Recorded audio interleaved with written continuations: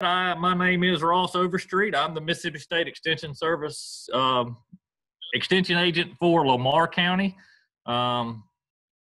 We've been doing these episodes or these presentations for about the past 6 to 9 weeks now, I guess. Glad to have a lot of the familiar names on here as usual, as I like to say. It's always good to have some repeat people, and please do continue to fill out that evaluation and give us some good ideas on future presentations that that you would like to hear, that we can possibly put something together to cover a topic that a lot of people or some people are interested in. This is one that was on the list. So we're gonna go ahead and get started. So basically, what is a fertilizer? To be able to understand fertilizers, the first thing you need to do is realize what it actually is. But it's basically any material that's applied to the soil to supply one or more plant nutrient. Now, these can either be synthetic or natural materials. The inorganic or the synthetic materials are more of your commercial based fertilizers. Your triple 13s typically are going to be your more synthetic type fertilizers. And then obviously you have your organic or your natural fertilizers, which are typically your animal or your plant waste or byproducts.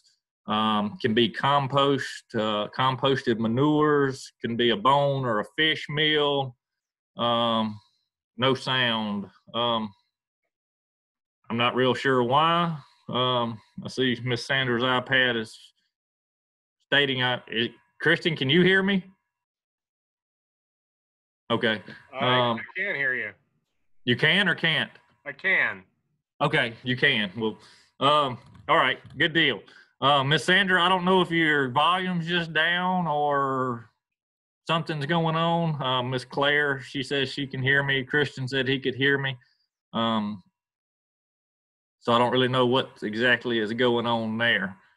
I apologize. Wish I knew more about this thing, but hopefully you get it figured out here in just a second. And then again, you have your compost, which is very, very highly recommended to use and to create. That's something that I know I have seen on the evaluation and on the recommended presentation list is composting and that kind of stuff, how to create and how to use and just what to use and what not to use in a compost pile. And that's something that we will look at definitely doing into the future. Miss Lois, I don't know. Strange. I don't know why we're having issues all of a sudden. But I really don't know why or what to do about that. But sounds like looks like a lot of people are having issues, but hopefully all those get worked out here pretty shortly for each of you. Again, this presentation will be recorded, so hopefully if you are having issues, I really don't know any other way to fix it or to remedy it other than, like I said, I don't know. It could be the internet issue with the weather going through. But I'm showing that I've got pretty good signal here in my office. But I do apologize for that. So hopefully it's not on the recording. Hopefully I'm coming through nice and clear and the recording will be good and clear for everybody. If you do have a question or if there's not a whole lot of pictures, most everything that I'm covering is going to be written on the slide. So this is a pretty straightforward talk. It's not going to be the glorious or glamorous presentation that, on fertilizer. So it's going to be a lot of math, or a little bit of math, and mostly just information. So, like I said, you should be able to get most of the information just from the slides. But then we have compost, as I mentioned, and then we also have treated sewage sludge, which is like your mill organites, which are basically treated human sewage waste. So we have the inorganics and the organics. Those are the two, basically the two options we have as far as fertilizers. The choices the first step in selecting a fertilizer is to choose whether or not you want to use an organic substance to use as a fertilizer or an inorganic. So one thing you want to look at when you are applying fertilizers or thinking about applying fertilizers is your soil pH. This has a lot to do with nutrient availability, and it has a lot to do with the kind of results that you're going to see from your application of a fertilizer, no matter what type of fertilizer it is, whether it be organic or synthetic. This pH plays a huge role in the availability of that nutrient to the plant and its roots. So we typically recommend for most vegetable gardens somewhere around a 6 to a 6.5 pH. For some of our lawn grasses, it can be a little lower than that for centipede, but typically for most crops, we usually like to see a 6 to 6.5. Again, there are some specialty things, some outliers, blueberries, centipede grass that kind of like a little more acidic, which is a lower pH, which is on the left side of this graph or this chart. So you'll see on this chart the thickness of these black lines, or the thickness of of each nutrient, is its availability to the plant at that particular pH. So if you'll go down to the bottom and find 6 to 6.5, you'll notice above that, or in that space above those two numbers, most everything is at its peak or at its widest point. So most all nutrients are available to the plant and being able for the plant to uptake at that pH. So if we get down, our pH is way out of whack, whether it be way up high in the alkaline area above 7, or way down in the acidic range below 7, we can start seeing where some nutrients can get tied up and bound to the soil and not available to the plant. And at that point, we're basically just wasting our time and our money putting out fertilizers, because you're not going to see the results that you'd like or to expect, basically because the nutrient is then getting tied up by the soil, and the plant's not going to be able to use or acquire that nutrient from the soil. So I recommend a lot of people, somebody had $100 to spend and they had a pH of 5, I would rather them spend $100 on the lime than I would to see them put out any fertilizer. So just making sure your pH is right, and obviously soil testing is a great way to do that. It's a very inexpensive method, very accurate, and it's highly recommended. Like I said, for the cost of fertilizer, some of these fertilizers, just saving yourself just a few pounds of fertilizer over the course of a year can basically pay for your soil test. So very important. So first thing we're going to do, we're going to look at our inorganic fertilizers, which are our synthetic fertilizers, if you'll remember. We're going to look at some pros and cons of each one, inorganic and organic.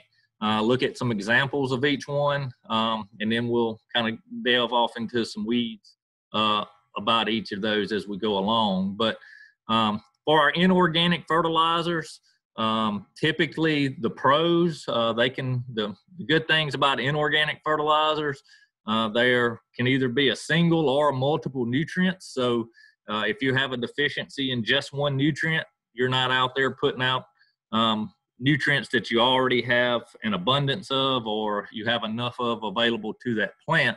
So basically you're just paying for and applying just the nutrient you need. You're not paying for and applying nutrients that you already possibly have a excess of and can be damaging to the environment and as well as to your pocketbook. So typically they are a little more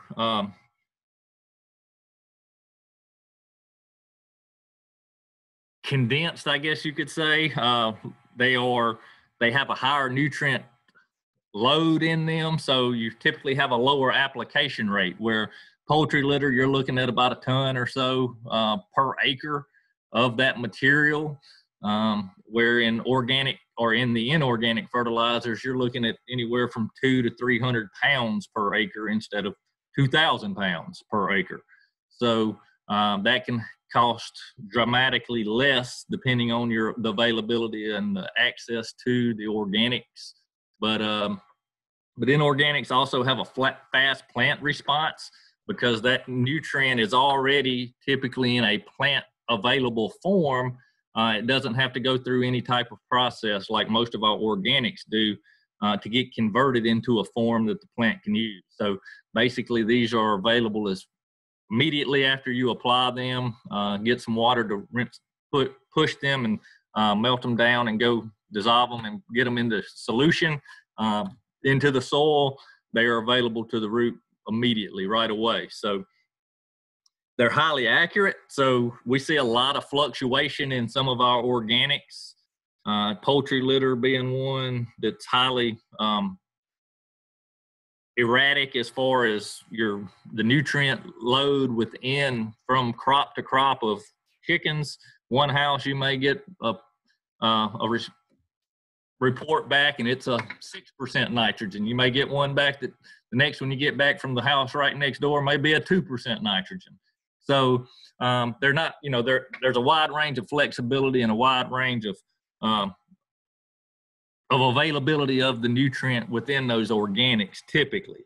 A lot of times in our store-bought organics, they do have more of a lower analysis, but they're pretty uniform. They've been tested, and you're typically buying your organics maybe in like your manures in a truck bed load or something, and a lot of times then on the exact opposite, you're buying them in a smaller 1 to 3 pound bag to use in your container gardens or things like that. So the inorganic fertilizers also can be easily blended for a specific need. So just say you've got a soil test that comes back that says that you need only nitrogen and only potassium, for instance.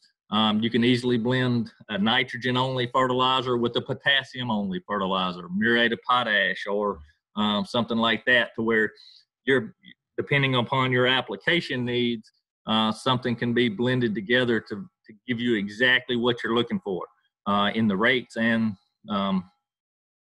even in the availability that you're looking for. So the inorganics can also be coated using various materials. A lot of times you'll see a sulfur-coated material, or a lot of times now you even see plastic-coated fertilizers. Not only do these improve the longevity of the product, but they also increase the storage life of it. They increase the availability of the nutrients. So basically you're drawing, instead of that 100% of that nutrient being available as soon as application is done and it gets put into solution in the soil, you're basically limiting the amount of that fertilizer that can be dissolved and be put into the soil. So you're kind of basically turning this into a slow release fertilizer, kind of like a comparative to an organic as far as the way it works and the way it's available to the plant. So you're extending the amount of time that fertilizer is working for you. So some of the kinds of inorganic fertilizers, obviously, which these can be pros for organic fertilizers. So typically you don't have a soil building process going on with your inorganics like you do your organics. They don't have the organic portion of it that's adding organic matter. So you see some water holding capacities increase with the application of an organic fertilizer, typically like poultry litter, something like that. Sometimes maybe not so much with some of your meals and bone meals or fish meals, things like that. But some of our organics can add organic matter to our soil as well as the nutrients. So can also have the potential for burn from an application of an inorganic fertilizer, more likely for the potential. If misapplication or something has occurred, typically you don't see as much possibility for burn, even with an misapplication from the organics. A lot of your organics are kind of burn proof, they say. Obviously, that can be misconstrued, and that you can do it. It just takes a little more misapplication than from an inorganic source. You can cause a lot of trouble real quick by over application of an inorganic fertilizer because of that high nutrient load that we talked about, how densely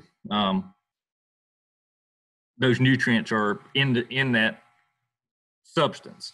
So typically our inorganic fertilizers don't contain micronutrients either. Now there are some that do, some of our rainbow blends and some other things like that that are highly diverse and have a wide range of nutrients within them.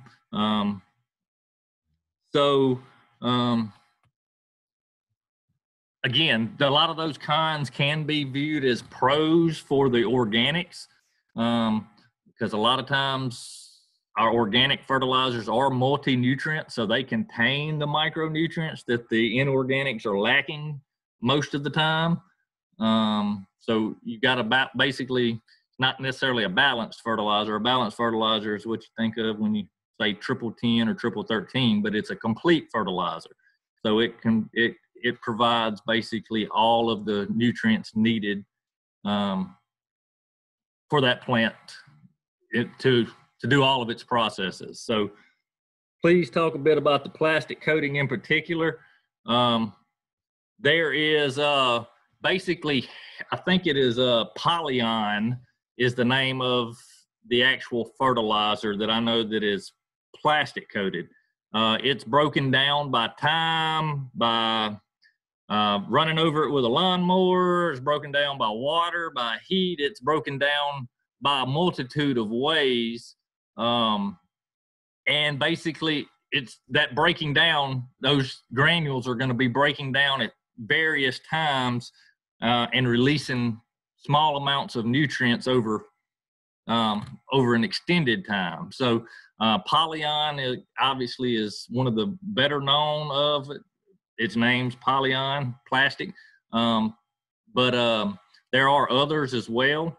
Polyon's the one I've had the most use with, being we used it on a golf course a lot. It's a Harrell's product, very good. It's since it is plastic coated, you do have a very uniform particle size, so it makes it easy to spread.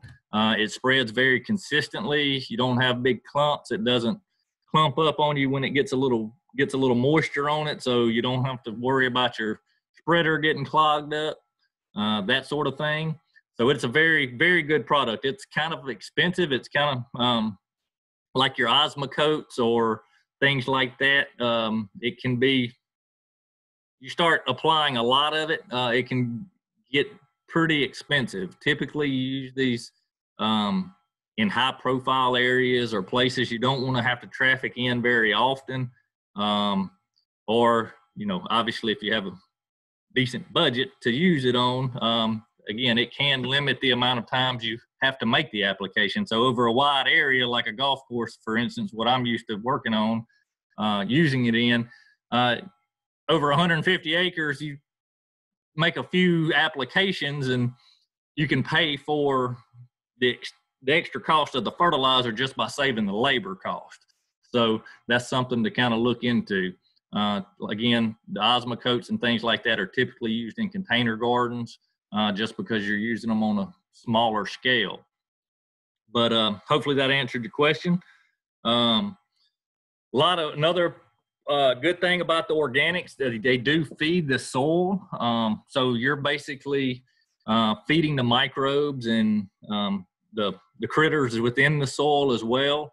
They're adding to the good stuff in your soil. So they're helping you break that down. There's minimal leaching and runoff because of this, because it's not dissolved into solution immediately and then either ran off into the drain or leached out down through the reach of the roots in the soil profile. They are typically dependent on the soil for their controlled release. So a lot of times these aren't very highly recommended typically in the winter time to apply them. Times like that during a drought, times like that where there's going to be reduced microbial activity, because those things are needed for it to be converted typically into a plant usable form. So a lot of these organics must be converted before they can be used by the plant. And if there's nothing there, or the climate or the environment isn't right for whatever it is that is controlling that release of that nutrient, it's not a good time to apply. So wait till the conditions change, whether the soil gets a little warmer to allow for microbial activity, or we get a little rain, moisture to allow that sulfur coating to break down a little quicker. Again, you're not really going to hurt anything by applying these because they are coated materials, and they do have that low tendency to burn, which Mr. Herschel, I see your question there as well. I'll get to that in just a second. They improve the soil texture and structure. Again, a lot of these organics can supply us with an organic component to our soil with application. So that's not only improving the health of our plant, but it's improving the health of our soil. And there is less burn potential, as I mentioned earlier. And I'm going to get into a little bit more of that here in just a second. Some of the cons of our organic fertilizer, obviously, is the cost. Again, when you're putting out a ton per acre of chicken litter, depending on its availability, if your next door neighbor's got it, chicken houses, it may be pretty economical for you. But if you live up in North Mississippi or somewhere where there's not an abundance of chicken houses, it may be the trucking cost and things like that may not be very conducive to you for economic reasons. But again, if it is, it's definitely a good option. But there can be some drawbacks like slow plant response. Just as I've mentioned a couple of times, it has to be converted into a plant usable form. So it's not one of those like an inorganic fertilizer where you can apply it today before rain and within the next 2 or 3 days, you're going to see a response from that plant. Typically, these are going to take a lot longer than that. Depending on how deficient that plant is in that that nutrient is in that plant, it's going to the deficiency could take longer to subside. So, and again, the cooler temperatures, things like that, different environmental conditions are going to play a role in how available or how quickly those nutrients become available to the plant once it enters the soil profile. There we go. So I thought, there we go. I just wanted to make sure we had I did have something on burn. It's coming up here in the next few slides. So livestock manures are extremely great products. They are considered an organic source. The only thing you want to make sure with livestock manures you want to pay attention to are where, in instances where the fields that they've been grazing on could have been treated with chemicals, whether it be a herbicide or insecticide, something like that. You want to be cautious of putting that around your plants or a susceptible plant anyway. Typically most of your home lawns or things like that aren't quite as susceptible as some of those herbicides that are used on forage grasses.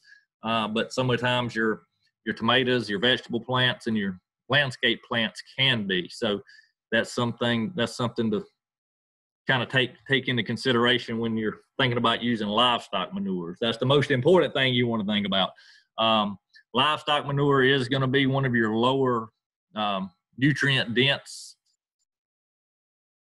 fertilizers, so it's going to take a while for it to start to work, and it's going to stick around a while, but it's not going to just supply a whole bunch of extra nutrient there. So depending on your deficiency, it may take quite a bit of it to remedy that. So first, we're going to look at a couple of options for fertilizers.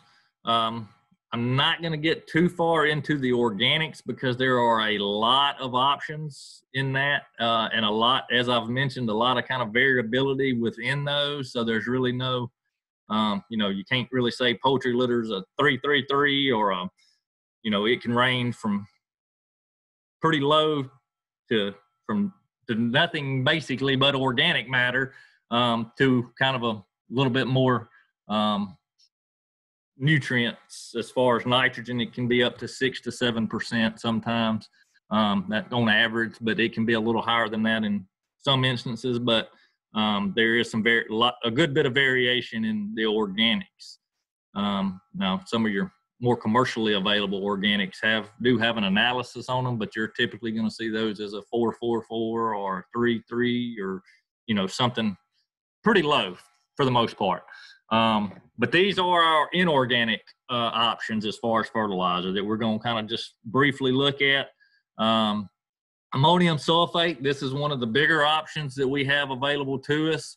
Its analysis is a 2100, and it does supply a 24% sulfur as well. So that sulfur can play multiple roles, because it is a plant nutrient as well. And also, it can adjust our soil pH. So we use sulfur to acidify the soil.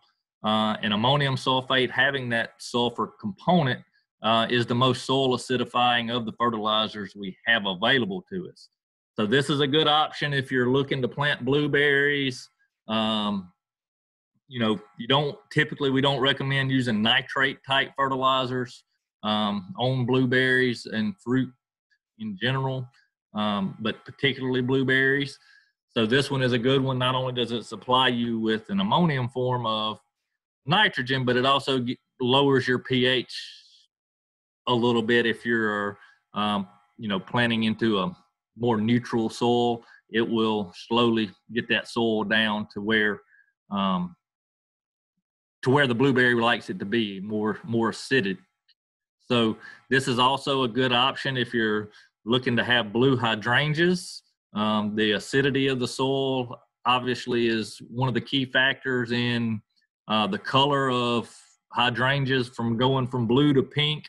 So an acidic soil typically causes the blue flowers, and the more alkaline soil will cause the pink flowers. So use the use of ammonium sulfate around your hydrangeas can change the color of your blooms. Our next option is urea. The good thing about urea is, as you can see, it's a 4600 product, so it is very nutrient dense.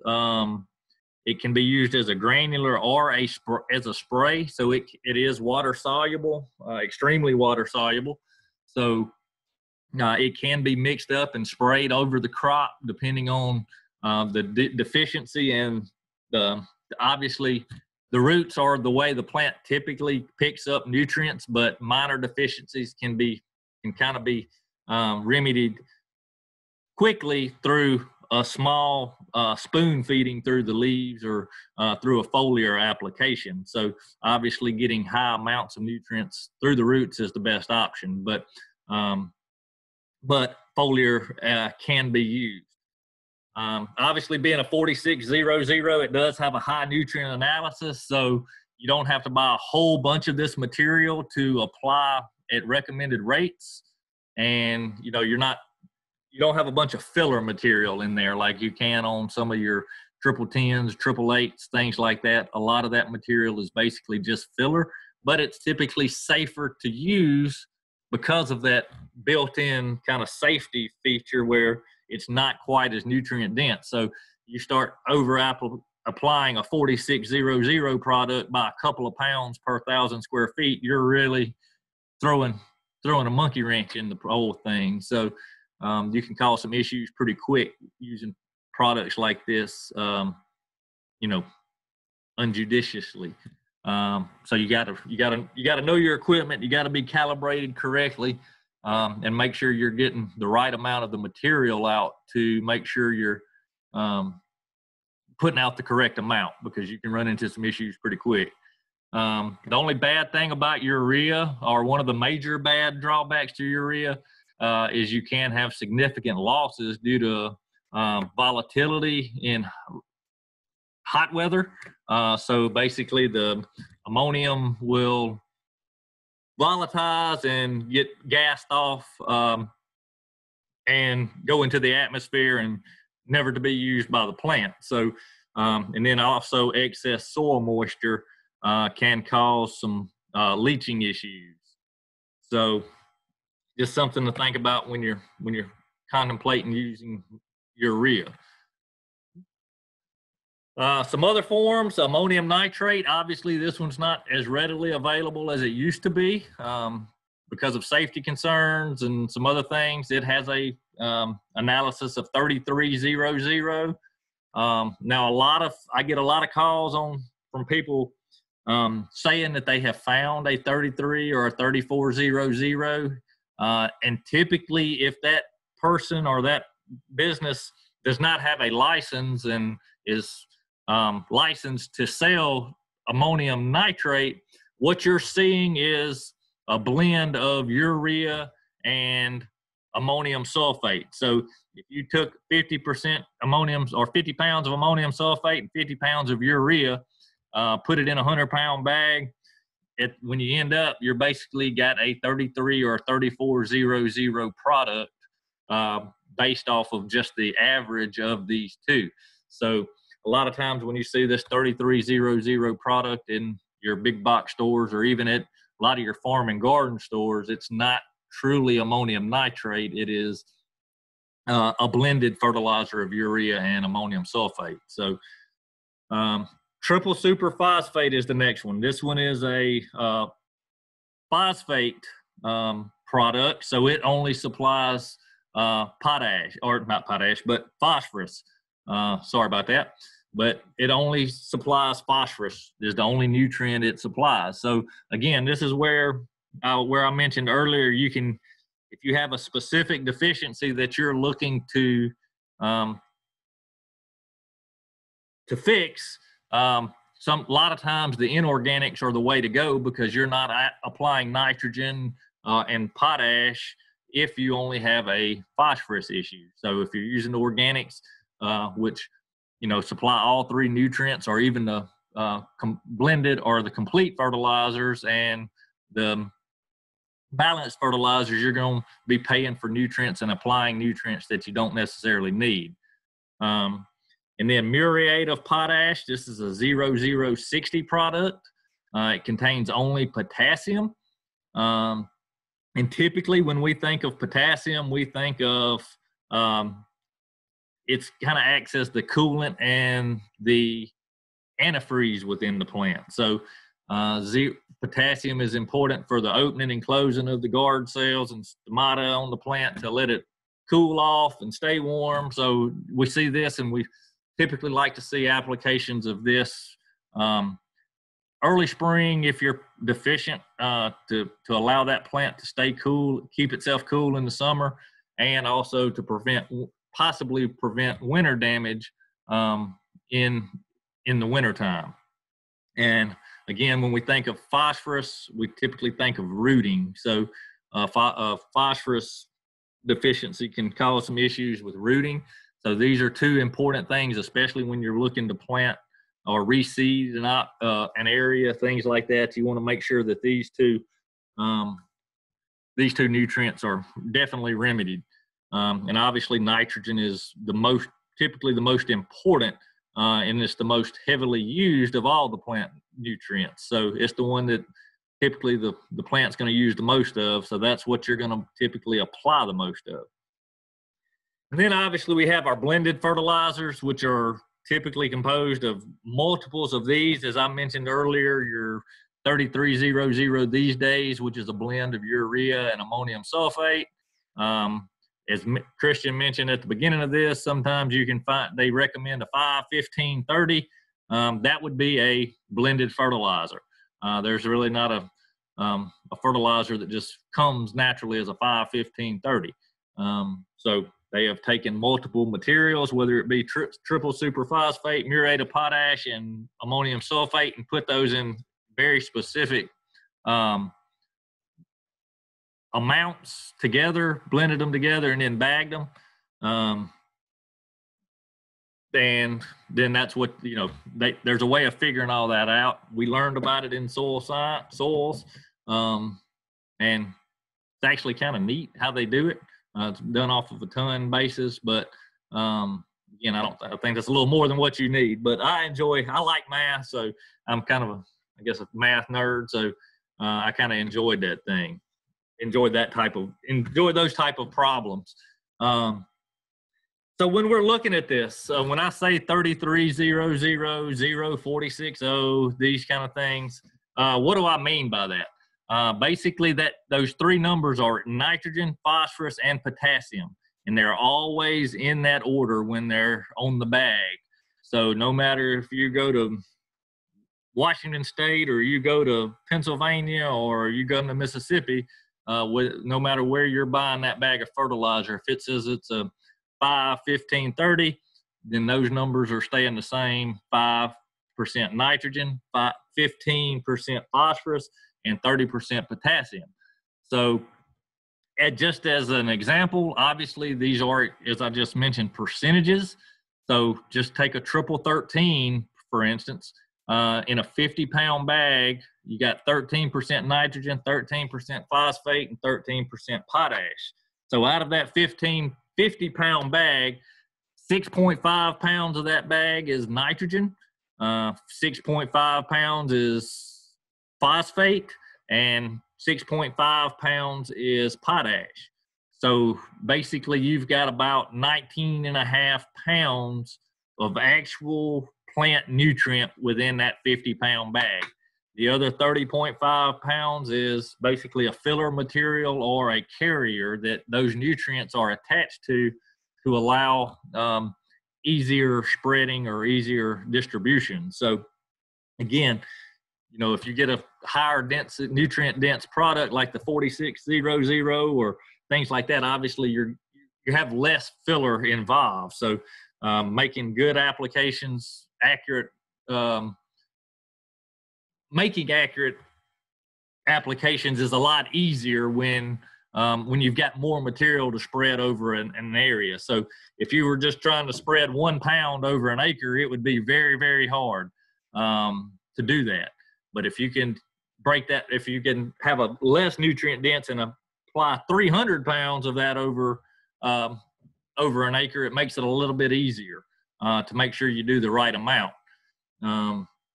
Exactly.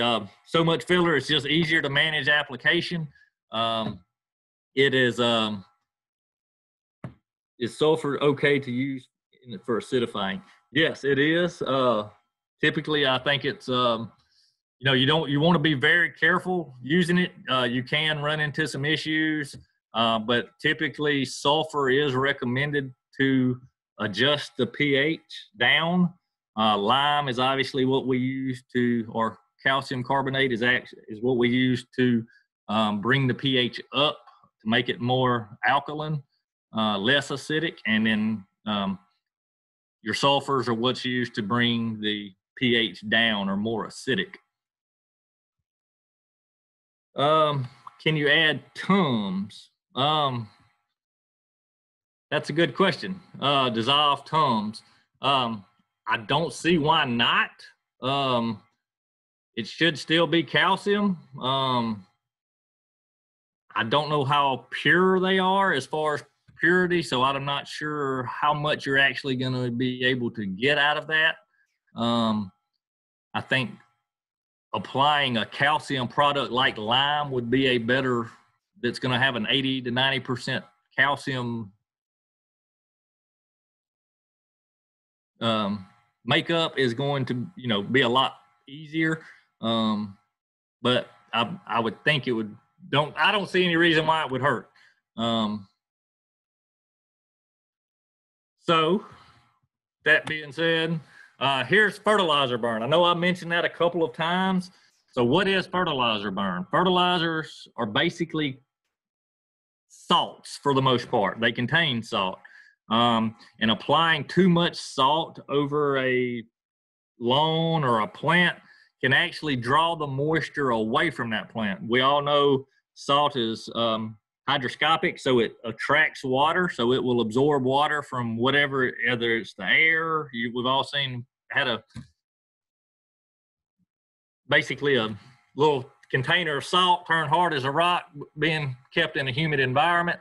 And basically that's what it's doing. It's drawing the moisture out of the roots and away from the soil. And it's not allowing that plant to work right. So we start to see some yellowing and some necrosis, chlorosis and necrosis of the foliage because of this. It's usually due to an over application or applying when the foliage is wet.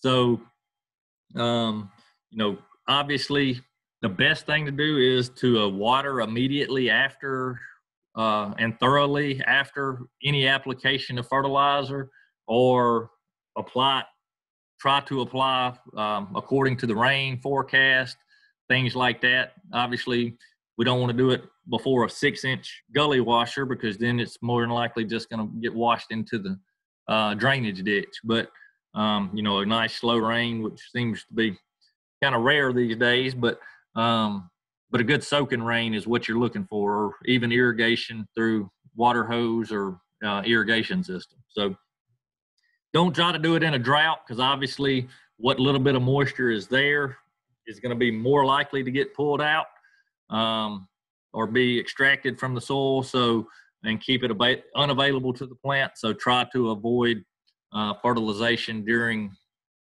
dry spells.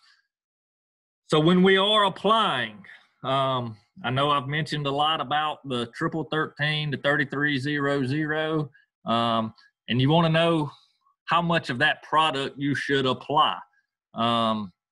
And Christian mentioned this a little bit earlier. He said that, you know, and I'll be happy to do it. I know it can get a little confusing. It may be a little more than you're wanting to know at the moment, but and we'll be happy to help. If you do get a recommendation for a fertilizer that you can't find, or you know how much to apply of a particular product, we can be happy to help you adjust that based off of what's available to you. But typically the rate of the product that you apply is equal to what you want divided by what you have. So what the recommendation is, whether it be 1 pound of nitrogen or 2 pounds of potash or whatever it may be, you put that and then you divide it by what you have. So just say we have a recommendation to apply 1 pound of nitrogen per 1,000 square feet, and we're going to be using a 3400 product. So what we want is 1 pound. What we have is 0.34 pounds, which is the 34, which is represented as a percentage. So we have 1 divided by 0.34, and that gives us 3 pounds of that particular product. And it can be per 100 foot a row, per 1,000 square feet. I think I should have put per 1,000 square feet, but that was what the example. I apologize for that.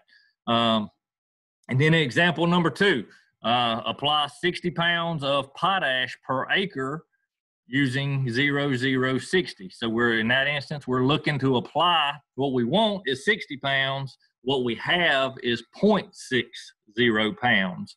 So that particular instance, we need to apply 100 pounds of product per acre.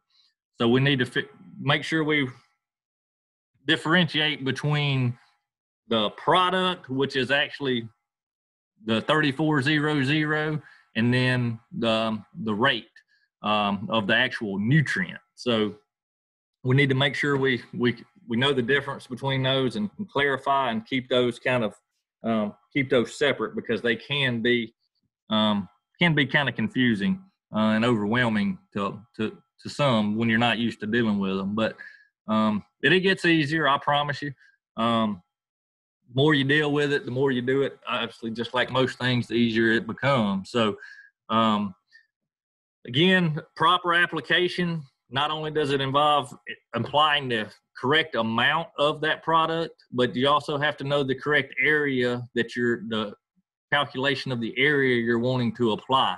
So just knowing some basic area calculations is very important. Just kind of knowing your length times your width times your height, or whether, you know, and there may need to be a combination of some of these shapes within your yard to figure out, you know, based off of landscape beds, things like that, to be able to, you may have to combine two big squares, a big triangle, and a couple of circles to really narrow down the area of your application area. But when you are applying, calibration is probably going to be one of the bigger aspects of what of correct application. Not only so you have to know what you're working with, the correct analysis of fertilizer. You have to have the right amount of product. So if you need to put out 5 pounds of product, you need to correctly put out that 5 pounds of product. Obviously, in this picture on the bottom, they probably put out 5 pounds of product, but they missed 3 little strips there with the 5 pounds. So to kind of avoid this, we recommend what's over here on the left on this grid, going in 2 separate directions, kind of going north and south, and then again east and west. So if you got 5 pounds of product that you know you need to put out over that given area, we'd like to see you put out 2.5 pounds going north and south, and then come back and do another 2.5 pounds over that area going east to west. That's basically going to eliminate the possibility of that picture being your yard. So basically, you've just eliminated the possibility of getting a 0 in some areas. You'll typically, in most areas, you'll at least have 2.5 pounds, which, you know, it may not be quite as pronounced as this, but I don't think any of us want our yard looking like a tic-tac-toe board out there. So I say that. Some of us might be kind of neat in there, you know, give you something to do, but give the kids something to do. But make sure you calibrate correctly. Not only is it, you know, environmentally responsible, but it's also makes economic sense. Obviously, we want to make this the most economical we can. So we don't want you over applying fertilizer and just wasting your money. Fertilizer does store well as long as you keep it nice and dry. In a dry place, keep it sealed up pretty good in a Tupperware container or one of these big plastic boxes. Keep the bag rolled up, taped up good. Try to limit the amount of water and moisture that can get to it. And it does store for quite a while. So you also want to make sure, speaking of economics, you want to make sure you are buying nutrients and not filler. Again, this can get a little bit like we were talking about earlier, the question, why so much filler? Sometimes you may want a little more. But quickly, we'll look at an example here. There's a 50-pound, you go to the store, you're looking to buy fertilizer, and there's 2 options available to you. You got a 50-pound bag of 20-00 at $4 per bag, or you have a 50-pound bag of 10-0-0 at $3 per bag. So basically what we're going to do, we're going to take these numbers, we're going to figure out how much nutrients are in that bag versus how much filler. So that 50-pound bag of 20-0-0 gives you 10 pounds of actual nitrogen in that bag. The other 40 pounds is just that filler or carrier material. And then at $4 per bag and $4 per 10 pounds of nitrogen, you're paying 40 cents per a pound of that nitrogen. Where in the second example, you do the same math, we're looking at 5 pounds of nitrogen in that 50-pound bag. You're paying $3 divided by that 5 pounds, you're actually paying 60 cents per pound of that nitrogen nutrient. So even though you're saving $1 on the bag, you're actually you're paying more per pound of actual nutrient, and you're going to have to apply more of that particular product to give you the same amount of nutrient as that 20-0-0. So just being able to quickly do a little bit of rough math in your head at the store will help you save a couple of dollars here and there. And that'll add up over time, depending on your how much gardening and how often you fertilize your yard. So depending on what type of grass you have, that sort of stuff, it can make a big difference. Just doing some basic, simple math, just standing there in the aisle at the store. That's all I've really got for today. I know that was kind of quick. I know we're right at an hour here. That's kind of where I kind of like to keep it. I know like I said, I covered a lot, but I think it's very important to know that, to know this type of information, not only for your pocketbook, but for the future, our the environmental future. You don't want to waste it. You don't want to waste your money either. So I think this is one way for gardeners and for homeowners to make a little bit of leeway in their pocketbook and save a little money, because I know buying plants and seeds and gardening and pesticides and now all that kind of stuff, all of it can add up. So figuring out a way to do this more economically goes a long way. Can really keep people interested in it. I know there are times I get discouraged by the cost of some of this stuff, and I'm just like, the heck with it then. I'm just going to quit doing it. But there are ways that we can help lower those costs and keep you interested in it. We've done our job. So if you do have any questions, feel free to chime in. Either type it over in the chat box over to the left,